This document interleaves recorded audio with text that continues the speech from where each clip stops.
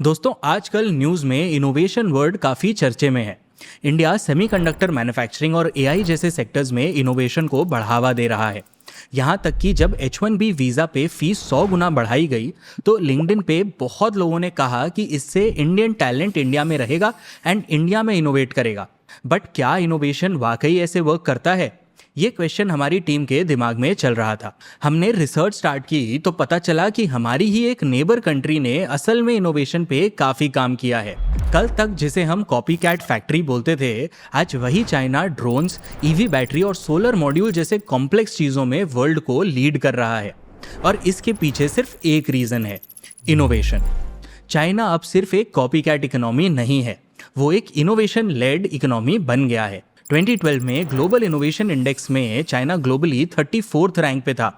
2015 में ये ranking improve होके 29th हो गई और अब 2025 में चाइना टॉप 10 क्लब में आ गया है। चाइना अब लो कॉस्ट मैन्युफैक्चरिंग और इनोवेशन दोनों में लीड करने लगा है। एक ऐसा डेडली कॉम्बिनेशन जिसको देख के वर्ल्ड की डेवलप्ड इकोनॉमीज नर्वस हो रही हैं। तो अब सवाल ये है कि आखिर ये हुआ कैसे? चाइना ने ऐसी कौन सी स्ट्रैटेजी लगाई जिससे वो वर्ल्ड की सबसे इनोवेटिव कंट्रीज में से एक बन गई? और चाइना के इस ग्रोथ से इंडिया क्या सीख सकता है ताकि हम वाकई एक इनोवेशन ड्रिवन इकोनॉमी बन पाएं? इन सारे सवालों को हम इस वीडियो में एड्रेस करेंगे। वीडियो का ऑब्जेक्टिव सिंपल है कि एज रिटेल इन्वेस्टर्स अगर इनोवेशन को और अच्छे से समझ लिया जाए तो क्या पता नेक्स्ट इनोवेटिव कंपनी पे हम और कन्विक्शन के साथ बेट ले पाएं। शुरू करते हैं।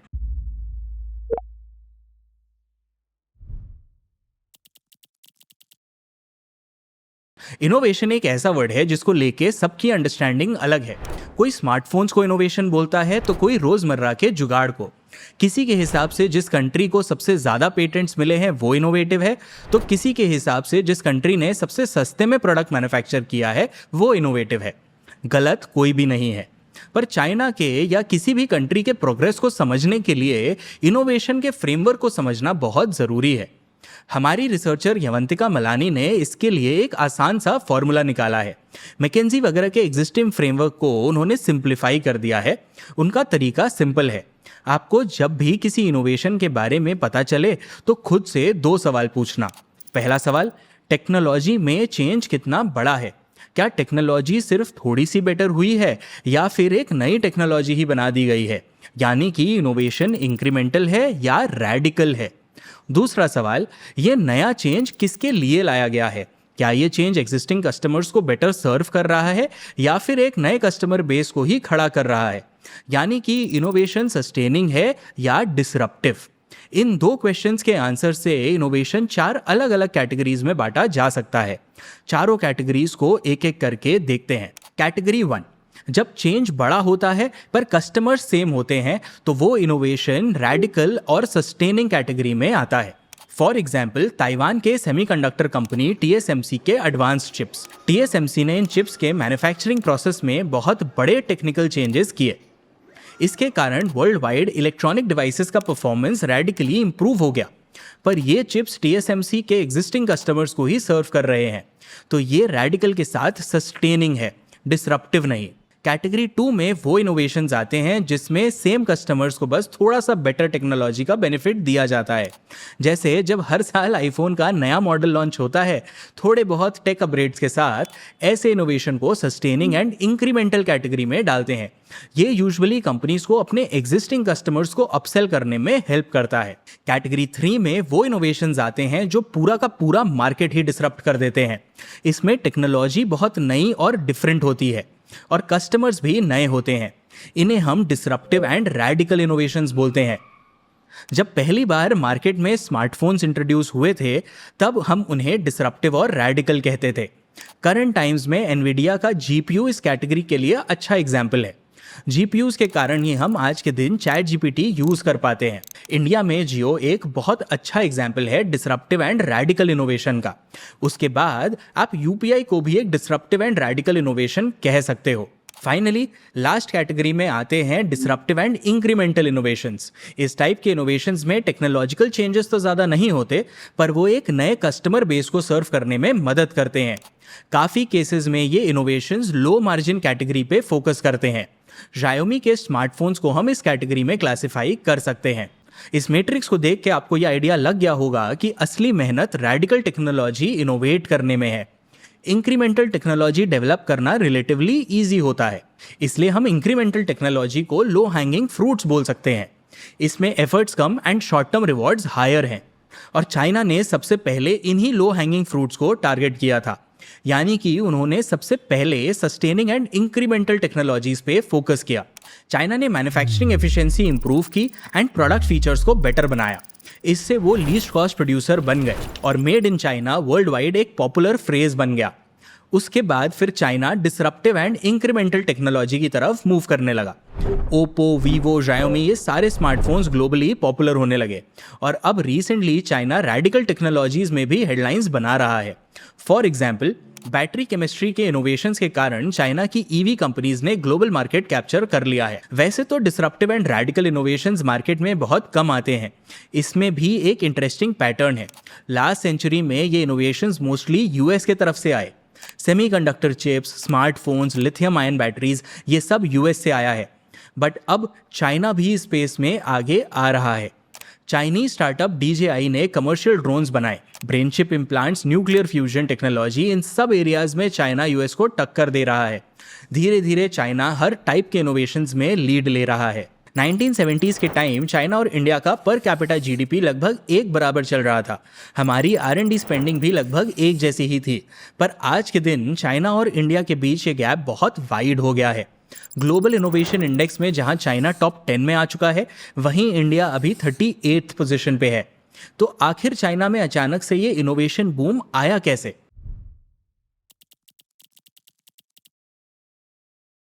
दोस्तों, ये कहानी 1978 से शुरू होती है। चाइना की गवर्नमेंट ने इकोनॉमिक रिफॉर्म्स के लिए एक स्ट्रेटेजिक प्लान बनाया।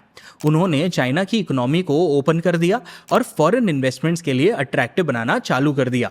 जापान की पैनासोनिक चाइना में एंटर करने वाली पहली कंपनी बन गई। उसके बाद Coca Cola, IBM, general electric, Motorola जैसे कंपनीज ने भी चाइना की कंपनीज के साथ पार्टनर किया और चाइना में अपने प्लांट सेटअप किए। 1994 तक चाइना का क्यूमुलेटिव FDI $100 बिलियन तक पहुंच गया। इनिशियल ईयर्स में चाइना ने MNCs को बस लो और मॉडरेट वैल्यू मैन्युफैक्चरिंग को चाइना में ट्रांसफर करने के लिए कन्विंस किया और जैसे जैसे इन कंपनीज का ट्रस्ट बढ़ा, वैसे वैसे चाइना के मैन्युफैक्चरर्स ने सोफिस्टिकेटेड और कॉम्प्लेक्स मैन्युफैक्चरिंग का भी कॉन्ट्रैक्ट ले लिया। MNCs को टैक्स ब्रेक्स, लो लेबर कॉस्ट जैसे इंसेंटिव्स दिख रहे थे और चाइना को नए स्किल्स, नए कैपेबिलिटीज बिल्ड करने का मौका। चाइना के लिए ये अपॉर्चुनिटी बहुत ज़्यादा वैल्यूएबल थी। MNCs लोकल लेवल पे एम्प्लॉयज़ को ट्रेनिंग दे रहे थे। अपने सप्लाई चेन को स्ट्रेंथन करते करते इन MNCs ने चाइना में पूरे के पूरे सेक्टर्स ही बिल्ड कर दिए। इससे धीरे धीरे स्किल्स और टेक्नोलॉजी का ट्रांसमिशन लोकल लेवल पे होने लगा।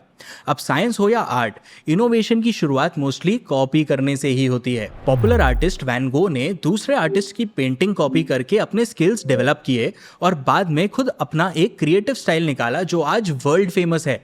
ठीक उसी तरह चाइना ने सबसे पहले एक अच्छा कॉपी कैट बनने पे फोकस किया।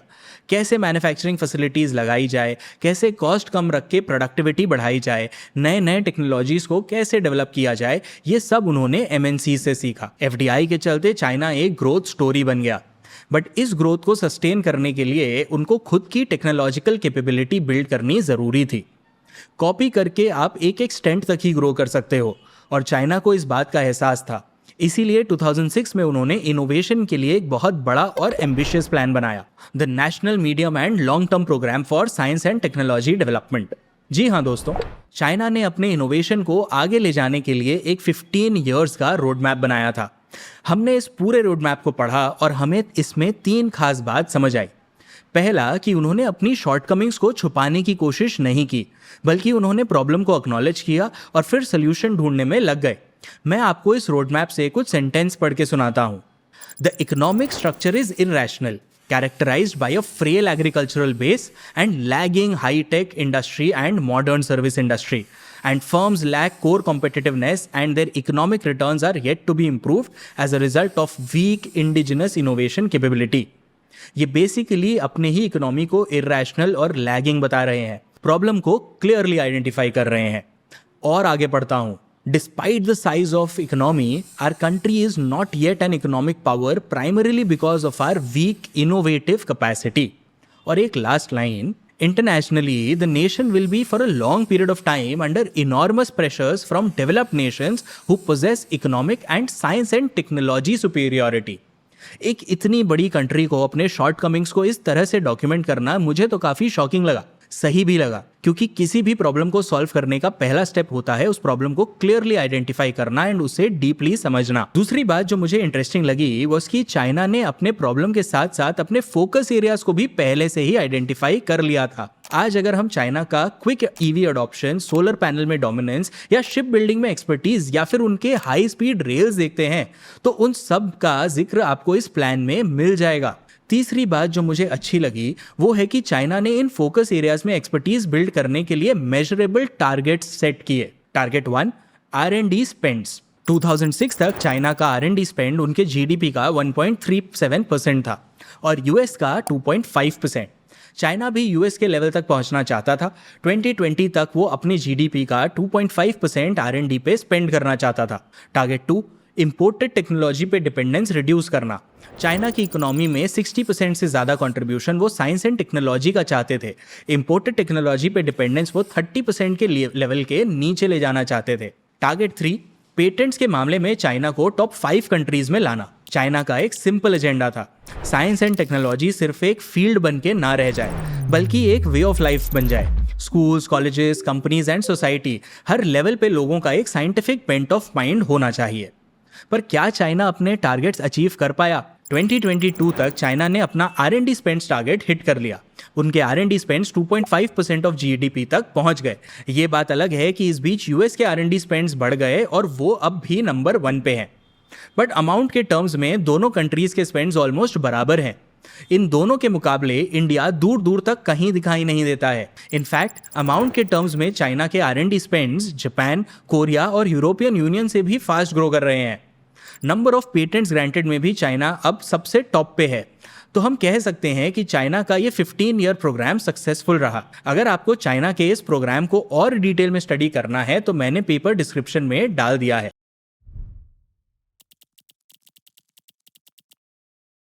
पर दोस्तों, प्लान बनाना एक बात होती है और उसको फॉलो करना दूसरी बात। चाइना ने प्लान बनाया और उसे फॉलो भी किया। चाइना ने थ्योरेटिकल कॉन्सेप्ट्स को ऐसे प्रोडक्ट्स में कन्वर्ट कर दिया जिसे आप और मैं यूज कर सकते हैं। चाइना ये कैसे करता है इसको समझने के लिए ईवीज का एग्जाम्पल लेते हैं और चाइना के अप्रोच को यूएस से कॉन्ट्रास्ट करते हैं। यूएस में लेट 1990s में lithium ion powered electric vehicles बनना शुरू हो चुके थे, बट फिर भी वहाँ ईवीज का अडॉप्शन बहुत स्लोली पिक हो रहा था। और ऐसा इसीलिए क्योंकि यूएस में ईवी स्पेस में एक सर्कुलर प्रॉब्लम था। बिना प्रॉपर चार्जिंग इंफ्रास्ट्रक्चर के कंज्यूमर्स ईवी में नहीं स्विच करना चाहते थे और बिना डिमांड के ईवी मेकर्स कार नहीं बनाना चाहते थे। बेसिकली फ्री मार्केट फोर्सेस के कारण ईवी का अडॉप्शन बहुत धीरे धीरे बढ़ रहा था। टेस्ला ने इस प्रॉब्लम को सॉल्व करने का डिसीजन लिया। 2012 में कंपनी ने अपना सुपर चार्जर नेटवर्क लॉन्च किया, पर फिर भी फास्ट चार्जर्स का ग्रोथ लिमिटेड ही रहा। लगभग 13 इयर्स हो गए हैं। आज भी यूएस में टेस्ला ही सबसे ज्यादा fast chargers own and operate करता है। ओवरऑल चार्जिंग इंफ्रास्ट्रक्चर भी स्लोली ग्रो कर रहा है। As a result only 10% of new cars sold in the US are electric vehicles. अगर यूएस को 50% न्यू कार सेल्स ईवी के चाहिए तो उन्हें 12 लाख पब्लिक चार्जर्स चाहिए होंगे, पर आज के दिन उनके पास सिर्फ 2 लाख चार्जिंग पोर्ट्स हैं। अब यूएस के इस सिचुएशन को चाइना से कंपेयर करते हैं। चाइना में फ्री मार्केट फोर्सेस से ईवी इंडस्ट्री को नहीं शेप किया गया, बल्कि उन्होंने जुगुओ या होल नेशन अप्रोच से इस सेक्टर को बिल्ड किया। इस अप्रोच में public funds, private funds, policies, supply chain, सारे मूविंग पार्ट्स को एक स्पेसिफिक गोल अचीव करने के लिए अलाइन किया जाता है। चाइना ने ईवी पे R&D 2001 से शुरू कर दी थी और 2009 से गवर्नमेंट ने सेक्टर को सब्सिडाइज करना शुरू कर दिया था।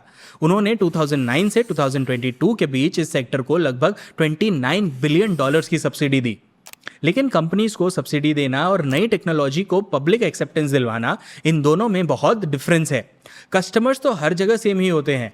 नई टेक्नोलॉजी अडॉप्ट करने से पहले हर कस्टमर के मन में डाउट्स होते हैं। तो ऐसे में ईवी मैन्युफैक्चरर्स को चाइना की गवर्नमेंट ने हेल्प किया। उन्होंने 2010 से पब्लिक ट्रांजिट इलेक्ट्रीफाई करने का डिसीजन लिया। वहाँ के बसेस, कैब्स, सबको वो ईवीज में कन्वर्ट करने लगे। इससे ईवी मैन्युफैक्चरर्स को रेवेन्यू मिलने लगा और कस्टमर्स का ईवीज की तरफ एक्सपोजर बढ़ने लगा। कंज्यूमर्स के रेंज एंजाइटी को टैकल करने के लिए चाइना ने बहुत जल्दी चार्जिंग पॉइंट्स बनाए। ये चार्ट देखो, यूएस, यूरोपियन यूनियन, इन सब से भी फास्ट चाइना में चार्जिंग पॉइंट्स सेटअप किए गए हैं। और तो और कस्टमर्स को ईवी की तरफ नच करने के लिए भी पॉलिसी में चेंजेस लाए गए। फॉर एग्जाम्पल, अगर कोई गैस कार के लिए लाइसेंस प्लेट लेना चाह रहा है तो उसे कई साल लग जाते हैं और काफ़ी पैसे भी खर्च करने पड़ते हैं। But on the other hand, अगर कोई ईवी ले तो उसके लिए ये प्रोसेस वेव ऑफ कर दिया जाता है।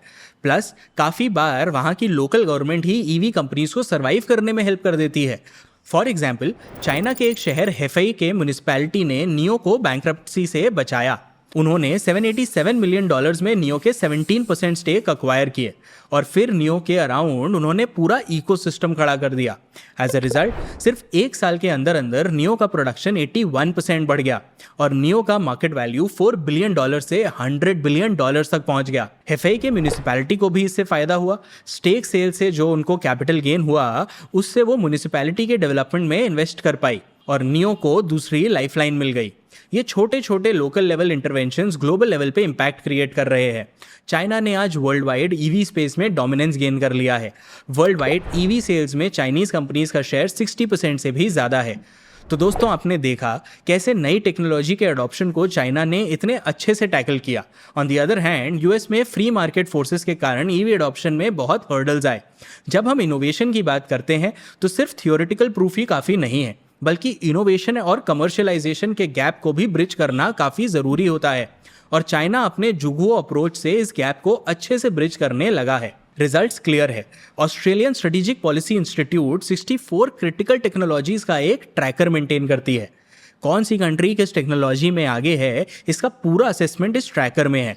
2003 से लेके 2007 तक यूएस 64 में से 60 टेक्नोलॉजीज में लीड कर रहा था और चाइना बस 3 टेक्नोलॉजीज में लीड कर रहा था। पर 2019 टू 2023 के पीरियड में एक रोल रिवर्सल देखने मिला। यूएस अब सिर्फ 7 क्रिटिकल टेक्नोलॉजीज में लीड कर रहा है। China on the other hand 57 technologies में लीड कर रहा है। With in less than 20 years China एक कॉपी कैट नेशन से एक इनोवेशन लेड नेशन बन गया है। दोस्तों, आज इंडिया वहीं है जहां चाइना 1990s और अर्ली 2000s में था। लास्ट एक डेकेड में हमने काफ़ी फॉरेन इन्वेस्टमेंट्स अट्रैक्ट किए हैं। आज इंडिया को चाइना +1 के सेंटिमेंट से फ़ायदा हो रहा है। अब हमारे पास भी अपॉर्चुनिटी है, एक इनोवेशन लेड इकोनॉमी बनने की अपॉर्चुनिटी। चाइना के साथ साथ इंडिया ने भी लास्ट 2 डेकेड में प्रोग्रेस किया है। 2003 से 2007 के पीरियड में इंडिया 64 में से सिर्फ 4 टेक्नोलॉजीज में टॉप 5 में आती थी, पर अब वो 45 टेक्नोलॉजीज में टॉप 5 में आने लगी है। इनफैक्ट इंडिया बायोफ्यूल्स में जल्द ही लीडरशिप पोजीशन में आ सकती है। बेसिकली 64 टेक्नोलॉजीज में ये एक लौती टेक्नोलॉजी होगी जिसमें यूएस या चाइना छोड़ के कोई तीसरी कंट्री लीड करेगी। बेसिकली इंडिया में पोटेंशियल बहुत है, बस अब हमें इस पोटेंशियल को अच्छे से निखारना है और कैपिटलाइज करना है। ऐसे में इंडिया चाइना से 2 चीज़ें सीख सकता है। सबसे पहली चीज़, एक clear long term road map बनाना।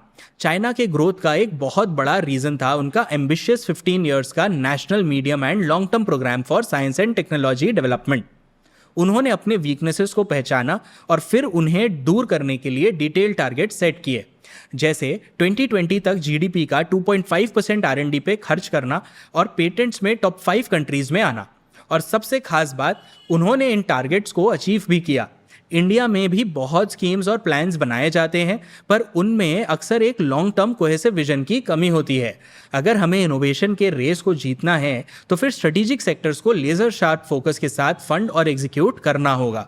दूसरी चीज़ जो हम चाइना से सीख सकते हैं वो है इनोवेशन का एक इंटीग्रेटेड अप्रोच। चाइना ने इनोवेशन को सिर्फ लैब का प्रोजेक्ट नहीं बना दिया, उन्होंने अकेडमिया, कंपनीज और गवर्नमेंट सबको एक ही इनोवेशन के कन्वेयर बेल्ट पे डाल दिया। यही रीजन है कि चाइना में रिसर्च से लेकर प्रोडक्ट कमर्शियलाइजेशन तक सब कुछ सिंक में होता है। सिमिलरली हमें इंडिया में भी इंडस्ट्री, R&D और गवर्नमेंट के बीच में रियल पार्टनरशिप और अकाउंटेबिलिटी लानी पड़ेगी। वैसे तो चाइना की इकोनॉमी भी एकदम परफेक्ट नहीं है, उनके डेट्स बढ़ रहे हैं, कंपटीशन इतना ज़्यादा है कि बहुत सारी लोकल कंपनी सर्वाइवल के लिए भी स्ट्रगल कर रहे हैं। ऊपर से चाइना एज अ कंट्री एक डेमोक्रेटिक सेटअप नहीं फॉलो करता है, तो लोगों के पास कुछ भी परसू करने का फ्रीडम नहीं है। और फ्रीडम लॉन्ग टर्म में इनोवेशन के लिए एक बहुत इंपॉर्टेंट फैक्टर होता है। पर इन प्रॉब्लम्स के बावजूद जो अच्छी बातें हैं वो हम चाइना से सीख सकते हैं और ओवर टाइम इंडिया को भी एक इनोवेशन लेड कंट्री बना सकते हैं। दोस्तों, आई होप इस वीडियो को राइट वे में लिया जाएगा। इस वीडियो से हमारा ऑब्जेक्टिव क्लियर है कि कैसे इंडिया को इनोवेशन में आगे लेकर जाया जाए, और कभी भी हमें कोई ऐसी कंपनी दिखे जिसमें हमें लगे कि इनोवेशन का फैक्टर बहुत हाई है तो हम उस पर टाइम पे बेट ले पाएं। अगर आपको वीडियो अच्छा लगा तो अपने दोस्तों के साथ ज़रूर शेयर करना, और अगर आप चैनल पे नए हो तो प्लीज़ सब्सक्राइब कर लेना। मैं हूँ शांतनु जैन, मिलता हूँ आपसे नेक्स्ट वीडियो में।